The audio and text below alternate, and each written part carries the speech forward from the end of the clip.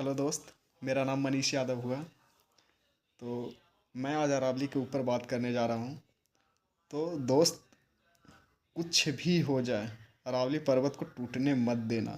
नहीं तो उसका कितना बड़ा जलवायु इम्पैक्ट भारत के ऊपर देखने को मिलेगा, ये आप विश्वास भी नहीं कर सकते हो। क्योंकि ये सरकार चंद पैसों के चक्कर में अपने दोस्तों, पूंजीवादियों, अंबानी अडानी ये सब लोगों को दे तो देगा। यहाँ से जितना भी खनन करेगा, अरावली को तोड़ देगा।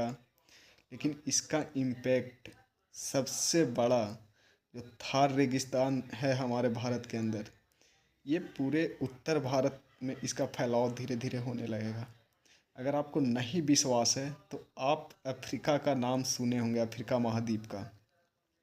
उसमें आप जाके देखिए, वहाँ का सबसे बड़ा मरुस्थल आप जानते हैं कि सहारा रेगिस्तान है, जो कि उत्तरी अफ्रीका में है। और दक्षिणी अफ्रीका थोड़ा बहुत उपजाऊ है। और जो सवाना घास के मैदान है और जो वहाँ का सहारा रेगिस्तान है, इन दोनों बीच में एक संक्रमण का क्षेत्र आता है जिसको नाम दिया गया है सहेल। आप विश्वास नहीं करेंगे कि जो सहारा रेगिस्तान है वो धीरे धीरे बढ़ रहा है सवाना की तरफ।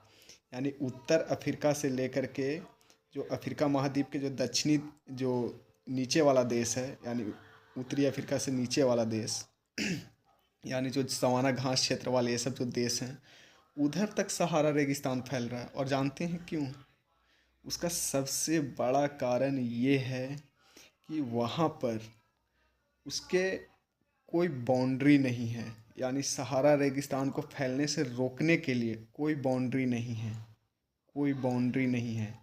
अगर वहाँ पे अरावली जैसा कोई ऐसा पर्वत रहता जो उसको रोक सकता था, तो शायद अफ्रीका में नीचे की तरफ उसका मरुस्थल का फैलाव ना होता। और सेम यही काम हमारे भारत में अरावली करती है। क्योंकि अरावली का जो अलाइनमेंट आप देखेंगे, इसका उत्तर से दक्षिण तक है। और जो थार रेगिस्तान है, जो कि हमारे पश्चिम भारत में है, तो पश्चिम भारत का जो थार रेगिस्तान है, इसको पूरब साइड में बढ़ने से ये अरावली एक, यानी बेस्ट है। यानी ये सबसे बड़ा यहाँ पे बाउंड्री का काम कर रहा है और पश्चिम से पूरब की तरफ फैलने नहीं दे रहा है। और दूसरी बात कि ये एक तरह से देखा जाए तो जो हिमालय पर्वतमाला जो है, उसका भी एक तरह से ये रक्षक कर रहा है कि इधर से जो थार रेगिस्तान का जो धूल वगैरह है, इसको आगे नहीं जाने दे रहा है।